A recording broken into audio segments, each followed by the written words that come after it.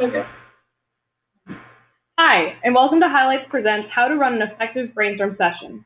I'm Tess Michelli, and I'll be moderating today's presentation.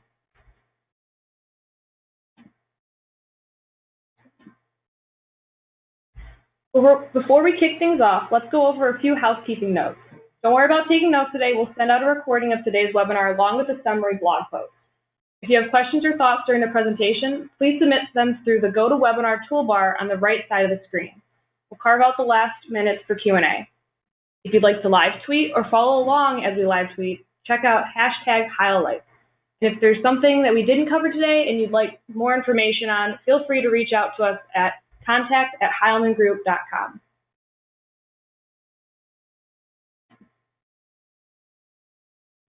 With that, I'd like to introduce you to today's presenters.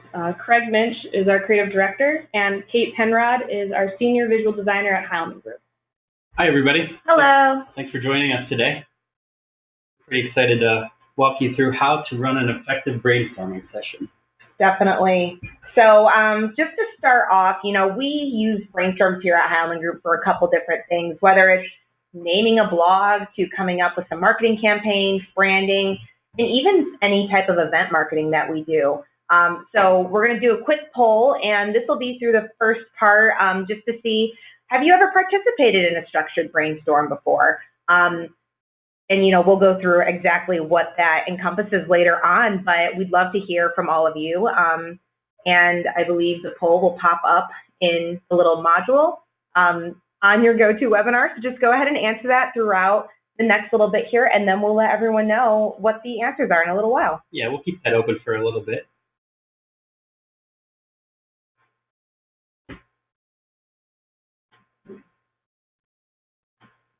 So a few things that we're going to cover today. Here's our real quick agenda. We're going to run you through the preparation stages of preparing for your brainstorm. We're going to cover the actual brainstorm itself, kind of what you need, go over some of the kind of rules and best practices.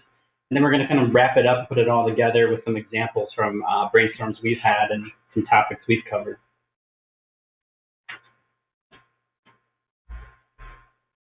So what is a brainstorm? Brainstorms are a mode of kind of the design thinking process for coming up with ideas, generating new ideas, innovation. Mentally, it represents a process of really going wide in terms of ideas and concepts for a particular problem that you're trying to solve. Brainstorming and ideation are kind of the fuel and the source material for building out ideas, concepts that can later be taken into prototypes, and any type of innovative solution that you need to solve a problem. Brainstorming sessions can help you in a variety of ways. So it can help you ask the right questions. By focusing on your users, their needs, and your insights about them, it'll really help you narrow down to just those specific details and help to answer those questions. Yeah, we like to use brainstorms at Heilman Group to bring together, a lot of diverse perspectives on a particular assignment. So we might include a variety of different people and team members just to get a nice wide range of perspectives. Oh, absolutely. And because we're including all these different team members and not necessarily just a group of creatives, but including our marketers and developers, it'll help us uncover unexpected areas of innovation. So really digging into the problems and finding things that we might not have thought of just on our own. And a lot of times you can kind of go a lot further than just kind of the obvious go-to ideas that always surface. You can go deeper, you can get all those things out of your head and really drive beyond them to new ideas. So more benefits of brainstorming. What it'll do is it'll allow you to push for the widest possible range of ideas. Because in this particular situation, you want to go for quantity over quality just in the beginning. We get the quality ideas down later on. But when you start brainstorming, it's about how many ideas you can get out there, and you want to push to get as many as you can. So that's really the big benefit of it in the beginning. Yeah. So a lot of people come into brainstorms and have a little intimidation. They're kind of afraid to challenge assumptions, or they're fearful of putting ideas out there. And one of the things we like to kind of set the tone for in all of our brainstorms is, there is no such thing as asking a stupid question or having a stupid idea. We really try to create a safe environment, a safe place, in order for a wide variety of people to participate, bring their different perspectives, bring their ideas, and really contribute. So encouragement, keeping it positive are all things we do to try to help people, set the right tone for an effective brainstorming session.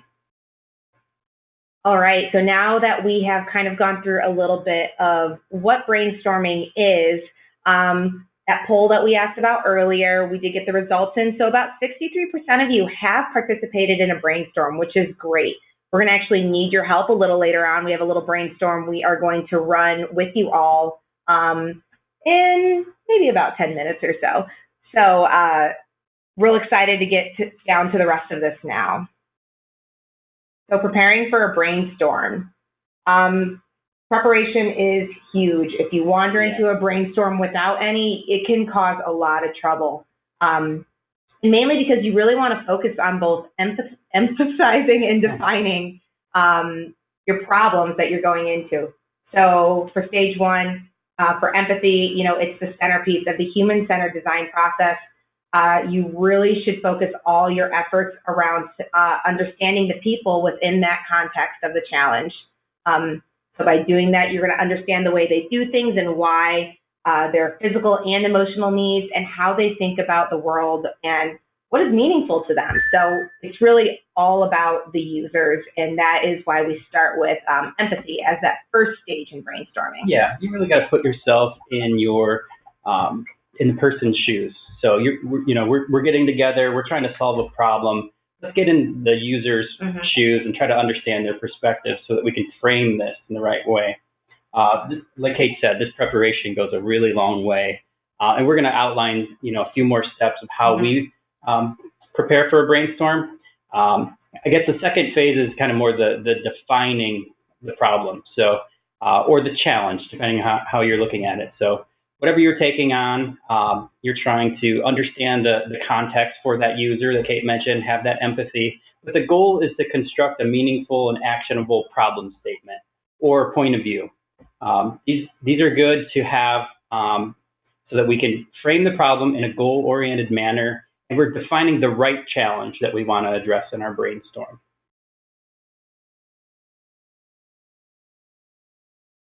So writing that point of view.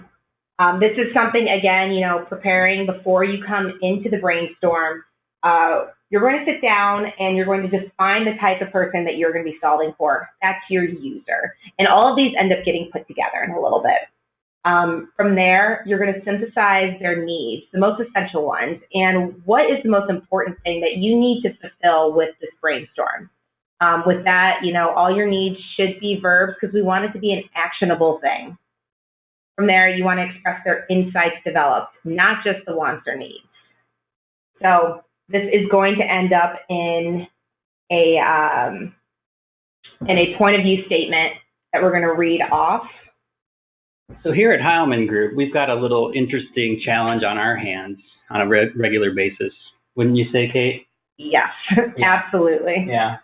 So we're all adult professionals working in a small working office, co-working space, right? Coming and going, and we've got some community areas that we all share. Yeah.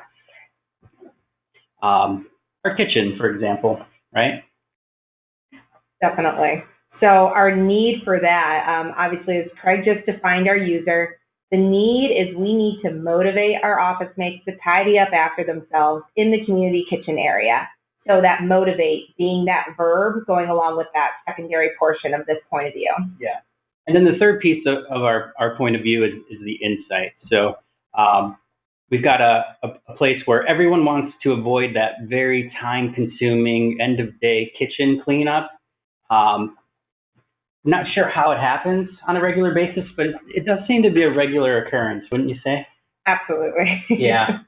So that's a challenge we've had, and we're kind of using that as an example of how to construct this point of view. So people are trying to avoid that very first or that end of day cleanup, right? So we're trying to find ways to, how can we incent, motivate people to participate, if you will, in solving this. So after you fill out that first part of the point of view by finding the user, their need, and their insight, we're going to combine it now into a statement that you can utilize before, during, and even after your brainstorm to really help focus down those ideas. So by doing that, we're going to combine all three of those together, the user, the need, and the insight, and again, put it into that actionable problem statement. Yeah. And as we were saying, Kate and I, a lot of times are the ones usually moderating or setting up brainstorms around our office. So this Mad Lib is key. We usually like to include this in the very first invitation for our brainstorming session. It really helps participants understand, what's the purpose of me attending the brainstorm? What am I trying to do? It really just kind of sets some framework ahead of time. So I think we've got an example here of our finished POV Mad Lib, right? Yes. So professionals in a small office space need to motivate each other to tidy up after themselves in the community kitchen space to avoid starting a growing mountain of dishes. One big difference to point out is that because in between the need and the insight can always change to just make it grammatically correct. Putting because in there doesn't really work in this specific statement. So things are able to change, but it's mainly that cadence of what comes first, what comes next, and how does the statement end up. That is always going to be in the same order. Just a nice little formula, right, to help us kind of orient that point of view that we're trying to understand. Exactly.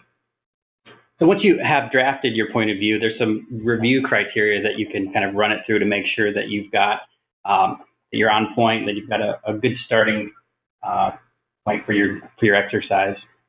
So one, you want to make sure that your point of view provides a narrow focus. You don't want this to be too wide. You don't want it to, for the most part, you've got a set amount of time with an audience, and you want to keep that session as productive as possible. So you want to have a narrow focus. And that's something that the point of view will help do.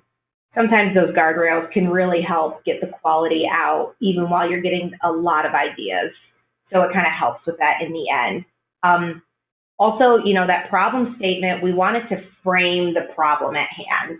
So that also helps with narrowing that focus down to make sure that, someone's not going off into right field with an idea that has nothing to do with what you're trying to solve. Yep.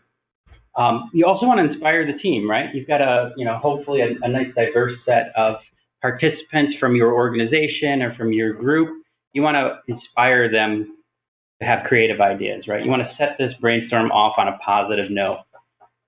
So a really well-articulated point of view statement can help do that. They'll also help guide that innovation. The big part of brainstorming is finding ideas that, one person can't come up with on their own, or even pushing past that one idea that someone already has in their head. So innovating in those groups, it'll really help bring the best ideas forward. Yep, you want to inform criteria for evaluating competing ideas as well. So you want to bring a lot of different things out. You want to have a lot of ideas come to the surface so that you can evaluate those later. And my favorite. Yeah, Craig's favorite. It's sexy. It captures people's attention. Obviously, brainstorming around cleaning up a kitchen might not be the sexiest topic to talk about, but it's still capturing individuals' attention. I know when we were going through, we had a little mini brainstorm here also about this, and everyone automatically started popping up with ideas because it was something that really got their attention and they really wanted to participate in it, and automatically we started getting some solutions. Yep. And then, of course, you want it to be insightful, actionable, unique, and have some purpose. So you've got to make sure that you're providing enough information and context for it to be useful. Yep. So as we mentioned before, the point of view we usually like to include in our initial invitation. And that's something that we may put up on the board in our brainstorming session. But we like to take it a step further with how might we questions.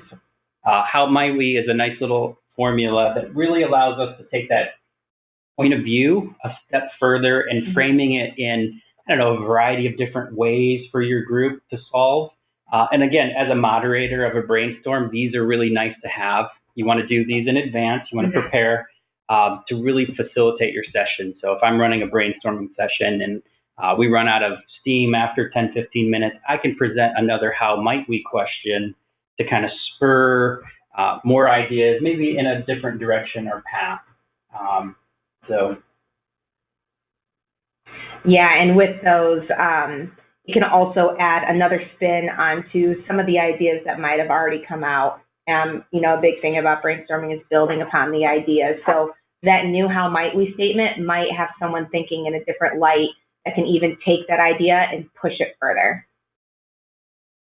Yeah, and how might we's are kind of a tried and trusted formula. You know, I think IDEO's got quite a bit, and there's a few resources online that we've tapped into.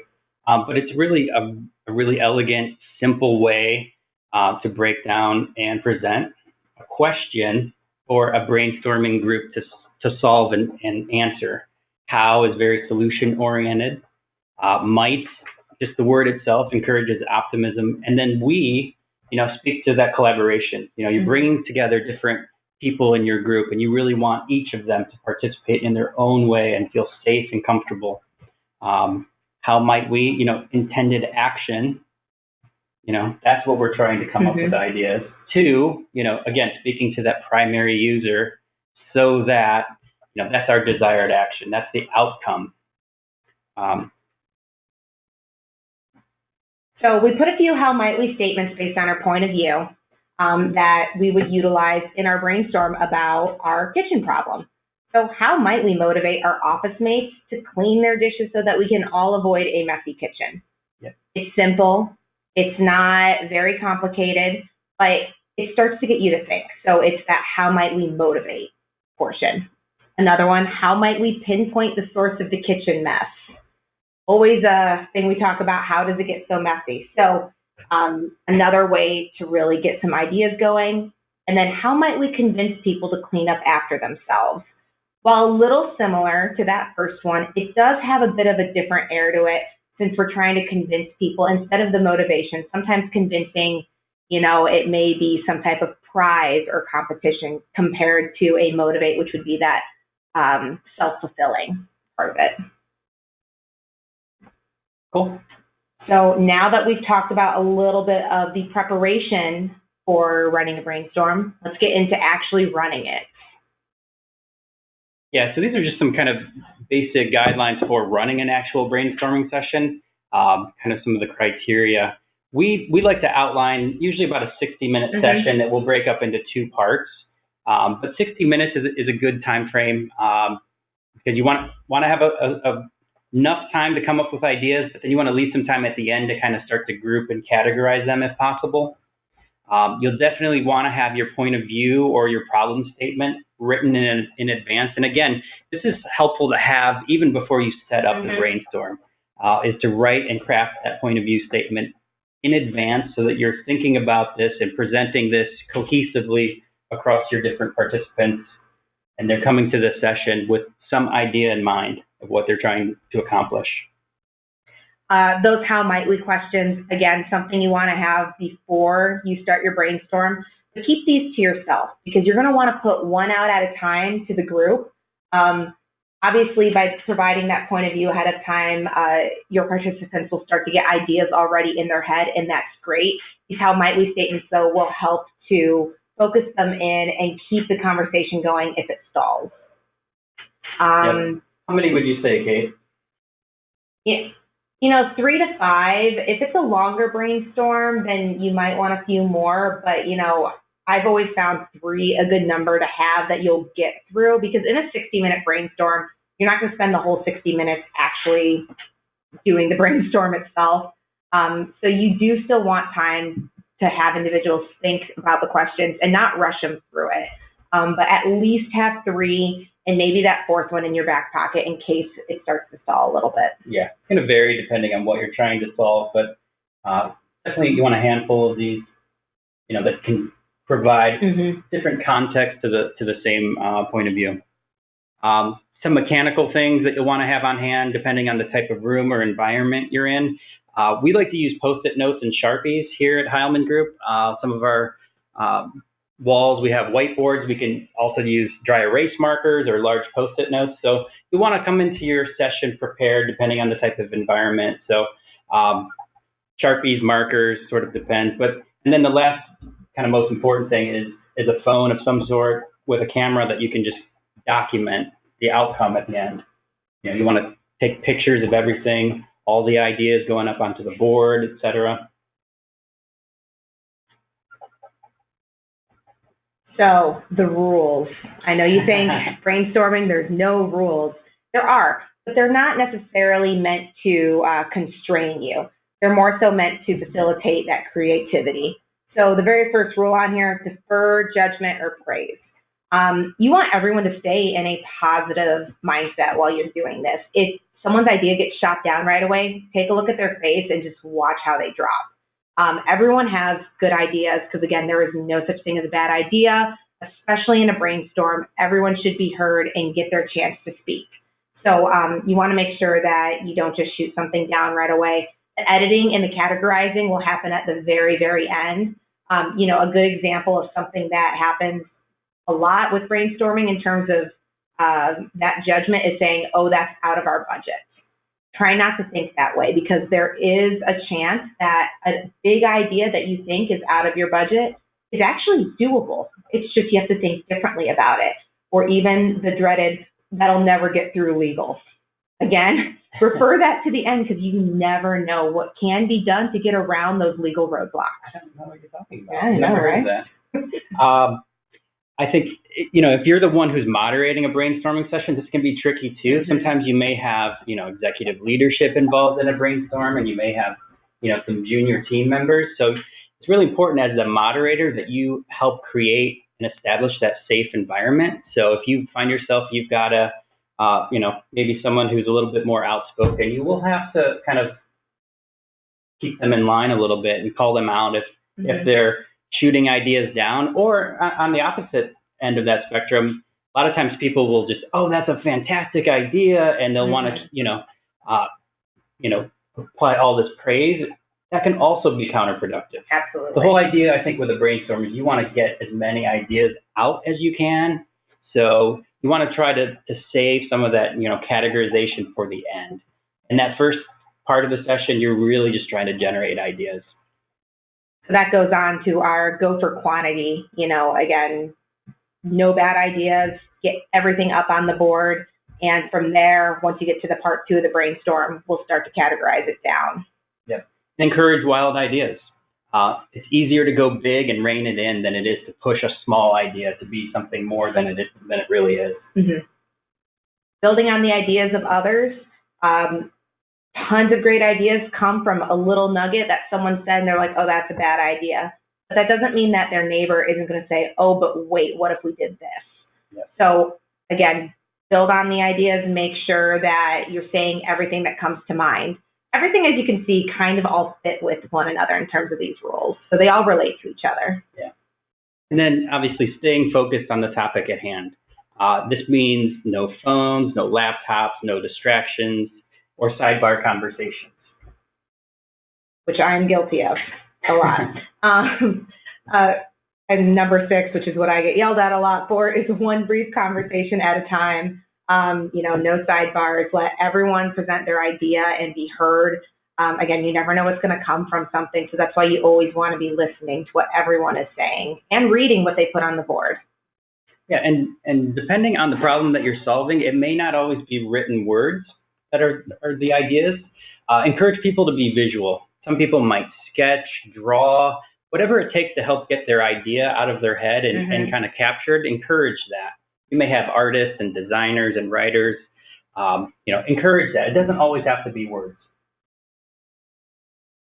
So then we kind of move into part 1 of the brainstorming session. So we identified kind of 2 areas. The first part is we recommend about 45 minutes long. So, and these can be fantastic sessions. They can be very high energy. We always need to designate someone as the timekeeper in our sessions. Yeah. So that's the first step. Set a timer, begin that session, present the point of view, go over the rules, and then, leave it on screen or on the whiteboard so that everyone always has that kind of North Star to refer back to. Mm-hmm. And from there, you want to introduce those how might we questions one at a time. And we want to give everyone enough time to get all their ideas out that might pertain to that particular how might we statement. So don't try to rush through it. Let it flow how it goes. And if you stall, then that's when you should bring up that other how might we question and then go through all of them. Yeah. And participants are then using the markers and writing down their answers on the Post-it notes or on the whiteboard to capture those ideas, right? So we're presenting these how might we questions. They just have to write the answer down and encourage them to read them aloud, mm-hmm. right? We want to make sure everyone in that session is feeling heard, that they're having a moment to present it and feel good about it. Mm-hmm. So encourage them to get up and maybe it's place it in the middle of the table, or maybe it's get up and walk over to the wall and place it on the wall. You want to get people up and active wherever possible. Yeah, this is not a passive meeting. You definitely want individuals to feel excited about what they're doing, get that energy up, because then that actually leads to the building of ideas. If people are saying them out loud, they're excited about it, someone else will get excited with them. And from there, you're going to really start to see some great innovation happening. Yeah, so we presented our point of view mm-hmm. and a few how might we questions here in this webinar, but we're curious to hear from our participants today. What are some of your ideas for helping us solve our challenge? Absolutely. So in that entry area where you can answer any or put any of your questions you may have throughout the webinar, throw some of your ideas out. We're going to move on to the next slide. That's going to show actually some of our brainstorming to see if maybe you can even build off of some of our ideas. But yeah, just send them on through and we'll read them out as they come along. So as you can see, this was a smaller scale brainstorm that we did for our problem statement. We wrote the problem statement on the wall, our POV, so that it was always visible at all times to everyone in that room. And from there, we just started throwing Post-it notes up on the board, and we can see how some of them are building off each other. In one corner, I'm trying to read what this says. We, talk about break into teams, and maybe it's not based on department. And then from there, it kind of led into this fantasy football idea. Maybe individuals can draft their team, point-based system, and because it probably would happen, the monthly disqualifications based on sabotage. Yeah, we've got a pretty competitive set of people around our office space. So we know that if we can tap into anything that makes things a competition around here, we can encourage more participation. Kate, I think this is a perfect example. You've got booby traps on this one. So, right, kind of going back to that first rule, defer judgment or praise, right? So there's going to be a lot of things that come out in your brainstorming session. Again, just capture it because you never know where that could lead. Absolutely, and we have a couple coming in right now. One says buddy system. That would be a great one to throw up here. Yes, putting everyone on a buddy system accountable for their own dishes and items. Yeah. So you'd have like a little partner in charge of keeping you on your toes if you didn't wash your mug out? Yeah. Speaking of mugs, this one actually would be horrible for me because I drink a lot of coffee, but revoking the coffee privileges, Ooh. I would be in so much trouble. I wouldn't function as an adult. Well, I would have to clean my dishes. I do clean my dishes though.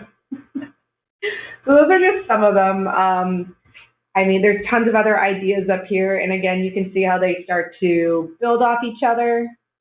You can even start to see some of the themes kind of emerging here as well.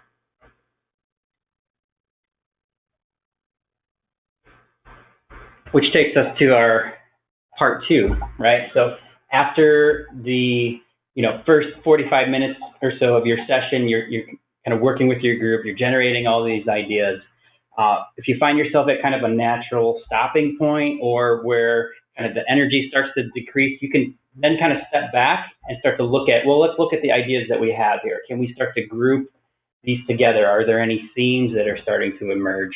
So as you saw in ours, like a lot of these things sort of centered around competition or incentives and motivation, right? So those things just kind of happen naturally in a brainstorm. You really just kind of want to start to kind of piece those together, put them in, and you can rearrange Post-it notes very easily on a board. And then from there, that's where we start to prioritize and rank them. So earlier, how we were saying, just because someone is worried about it happening in the budget, now is kind of where you actually look at that. So you don't stifle that idea right away. You start to rank them then. So if we know something's going to be extremely expensive, I think one of the other things we had on there was hire a person just to monitor the kitchen. That's a very expensive solution. Security guard? Security guard, yeah. 24/7? Again, there's no bad ideas. Probably not feasible in the budget, but yeah, you never know. Yeah, but it was an idea we still got out there, but that's where we start to look at things and say, okay, well, maybe that isn't 100% feasible, but you don't prioritize or rank it in that part one of the brainstorm. You do it in part two with this categorizing. Yep. Now, obviously, here is where you want to capture or collect all the ideas. So you want to make sure everything is written down. A lot of times these things will happen in conversations, or someone will come up with an idea and you'll find out no one actually wrote that down. So you want to make sure whatever is said is not an idea until it's written down and it's on the wall. So you want to capture and collect everything. And then you all as a collective group will discuss the potential next steps. So no matter what, everything should be compiled electronically. You'll have your photos that you take of the wall after you categorize everything, and then find someone to then put it into a nice spreadsheet so everyone can read everyone's handwriting. Spreadsheet. I did say spreadsheet. Makes it easy. So just so everyone can read everything, because I know some handwriting, mine especially, is a little harder to read. And then that will get sent out to everyone in the group. And from there, if you want to do a word cloud to see what words might have been used the most, you can always do that. The next steps is really just how your team wants to take that information you got and then start to apply it. So some of these are just ideas, obviously. You don't have to make a word cloud for everyone. Yeah, ideally you're creating some ideas, you're starting to then categorize. You may even kind of group a few of them into potential next steps where you might want to regroup. You might want to actually, describe it in more detail, depending on where you're headed next. Do you need to present this to somebody? Do you need to share it with stakeholders? Depending on what you need to do next and what it's for will help dictate what your action items are coming out of a brainstorm. Ideally, you'll want this to lead to some type of prototyping and testing of the idea. So you may need to describe it. You may need to take it a step further, but that really all happens post-brainstorm. So here is how we categorize all of our ideas. Again, besides competition being a common thing, we started to see ideas either come out as team-based or individually. And then we had that third category of just incentives, like how do we convince people to clean up after themselves? So it was a real natural split once we started to categorize them. That doesn't mean everything is going to fall into a category. Obviously, booby traps is up flying in the sky because it really didn't go under team-based, individual, or even incentives. So you will have those outliers. Yep. As well as ones that straddle multiple topics. Make a competition or assigned weekly chore chart.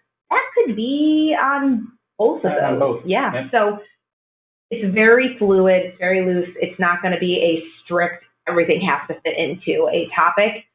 You just try to categorize them as well as you can for when you move on to that next step. Yeah, and again, you as the moderator running this session, you'll kind of start to see this happen and just take this in stride, right? Like try to bring the group into this categorization as well. You might write down a name for one of these categories and then you might erase it and change it. That's totally okay.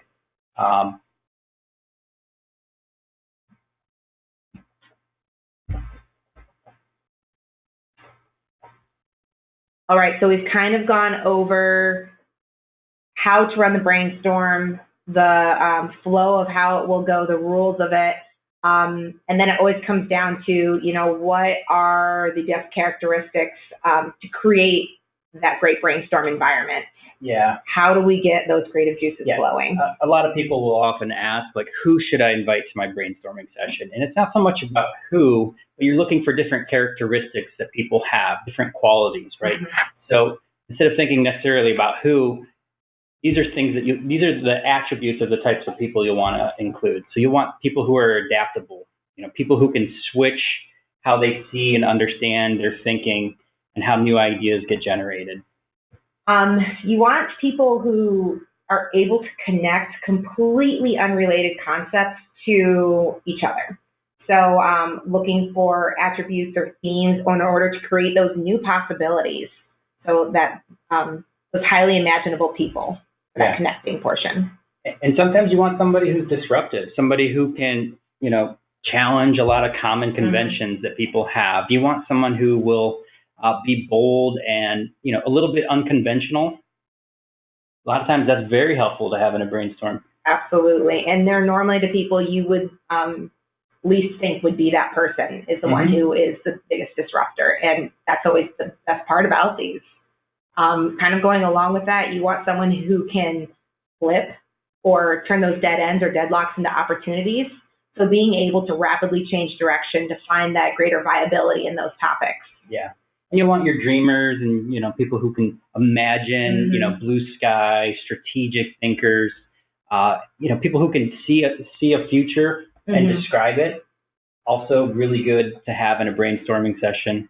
You're not going to be held, and constrained in ways that others aren't. And then experimental, being open, being curious enough to explore those possibilities and really take risks. And also being able to test out those ideas that others have and venture into those other unknown areas that we haven't gotten to yet, especially in that brainstorm. They're the ones that will really kind of poke beyond those how might we statements and really find those little nuggets of ideas that haven't been spoken yet. Yeah. And then we've got recognizing patterns. So you'll have individuals probably around your office, people who see common threads occurring in ways that others can't. They can recognize these shared values and, bring a different perspective of influence and input that others, may not ever thread together and see. And then, curiosity, probably one that makes the most sense when you think of brainstorms, and probably what comes to mind first are those who are curious. They're willing to ask the uncomfortable questions. They're willing to be silly and sometimes have a little crazy ideas come out, explore experience.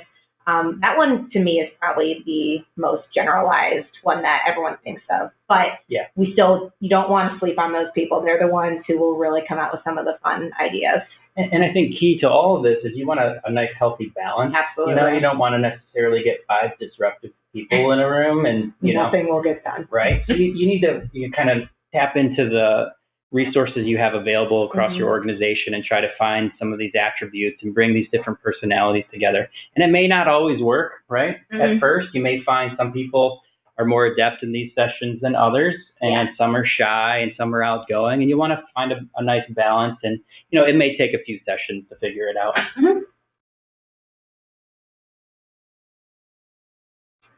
So, takeaways. Clean kitchen? Here's hoping. But a big takeaway is that, the true creativity thrives within these constraints. So thinking about that POV statement, when you have limitless possibilities, people in your brainstorm, ideas could be coming in that have nothing to do with your end goal. So when you have those little guardrails, you'll start to get those great ideas come in, and that's when that innovation really happens, not when it's a 100% blue sky opportunity. Yeah, and that well-crafted point of view or problem statement, as we've been calling it, does set those boundaries. So we can't, emphasize that enough. You've got to prepare that in advance. You might want to even get a little feedback on that from some others. Solicit that in advance again, because that really sets the stage for the brainstorm. Bring those how might we statements with you. They're going to help you keep that brainstorm session going, help keep you on a path. And, you know, it'll make sure everything that you're finding is more meaningful and relevant. Again, this isn't everything you want to prepare in advance. This isn't, brainstorm isn't something that can come up on the fly within 5 minutes. There's some real thought that goes into a lot of a structured brainstorm to make sure that you're getting quality results. Yeah.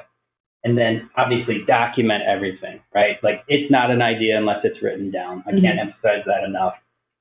Make sure you get all the Post-it notes on the board, snap a few pictures of it along the way, maybe even recreate it in electronic format after the fact so that you don't have to keep a bunch of Post-its laying around your office. But I can't stress that enough. Document all the ideas. Absolutely. And then in the end, it's really not about that one idea. You want to try and get as many ideas as you can, because then your possibilities are going to be, I hate to say it, but your possibilities are going to be endless. Like you'll start to get more opportunities, and it might not even be for that specific problem that you're trying to solve. But who knows, maybe 2 weeks down the line, client comes back with another solution that they need, and one of those ideas from that brainstorm could fall seamlessly into that. And if you stop when you have that one idea, you can really stifle what can come from the rest of them. So keep getting those ideas out, put everything, like Craig was saying, on the board, and you never know what you can get from it.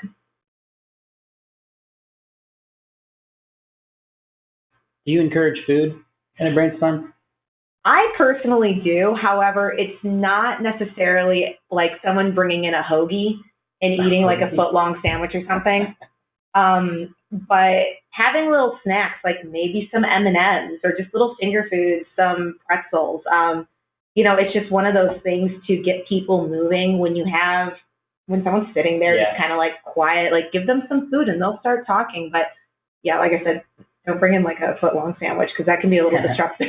Maybe a little small sugary snack or things. Yeah, I mean, sometimes that can be just, you know, kind of the icebreaker and kind of get people going, right? I've also seen, and it works really well, having those little toys like mini Slinkies, or maybe there's some silly putty on the table, just something that people can play with or fidget around with. I found that helps a lot when you have individuals who maybe have never been in a brainstorm before, and just to kind of open them up, like they'll see something and just start playing around with that silly putty or that Play-Doh. Yeah. And, you know, it kind of actually helps to loosen them up, loosen their ideas up. It's really weird how it happens, but just little fidgety things can really help as well. Yeah. Again, as that moderator, you've really got to establish this sort of safe, creative space for these ideas to come out and for people to participate. That's what it's all about. Hey, great. This was awesome. We do have some questions for our presenters. Oh, okay. So one is, how many people should be in an ideal brainstorm session? You don't want to, it's like one of those things, you don't want too many people, but you don't want like 3. I think maybe like 5 always seems to be a good number. Yeah, I would say 4 to 5. Yeah. You know, I've seen in my past experience too many people, and it's hard to kind of keep that session productive. Yeah. You find people kind of trying to talk over each other, or people not feeling like they have enough opportunity to speak. So I would say 5's a good starting point. Maybe a few more, maybe a few less. I was going to say, yeah, what do you think a good max would be? I mean, you don't want more than 10 for sure. Like more than 10 just can sometimes be too much. Maybe 7. 7, yeah, 7 or 8. Another question we have is, how do you convince stakeholders that brainstorms are important? That's really good. That's a tough one. Wow. I think you could think of it as a way that, not so much that they're important, but it'll, in the end, give a better outcome for the problem you're trying to solve. When you have one person thinking of all the ideas, things will start to be the same and they start to become a little cookie cutter. When you have brainstorms and really involve other people who haven't maybe been on the projects in the past or the client in the past, it could really facilitate some innovation.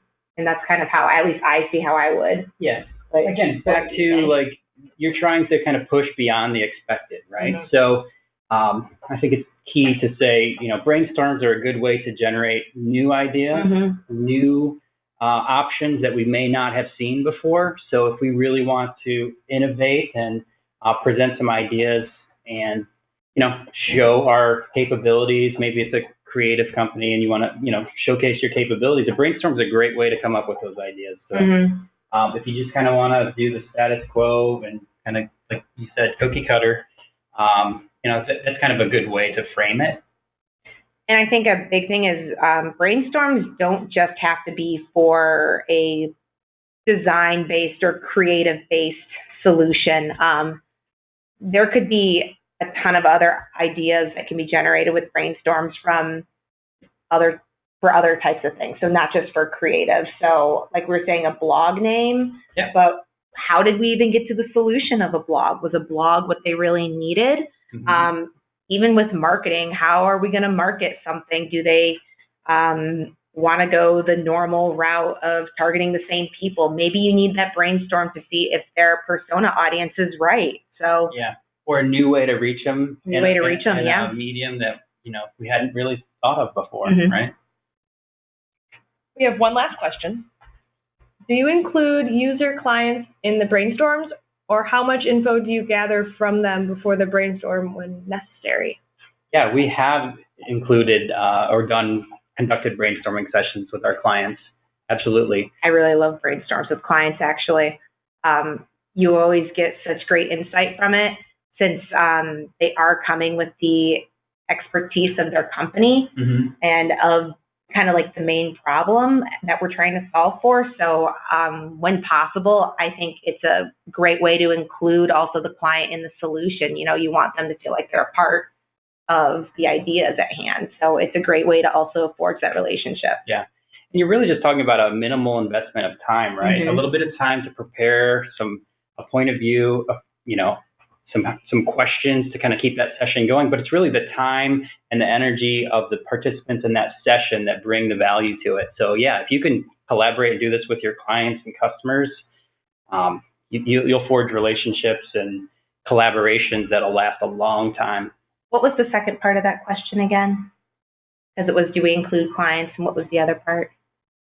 It was, how much info do you gather from them before the brainstorm?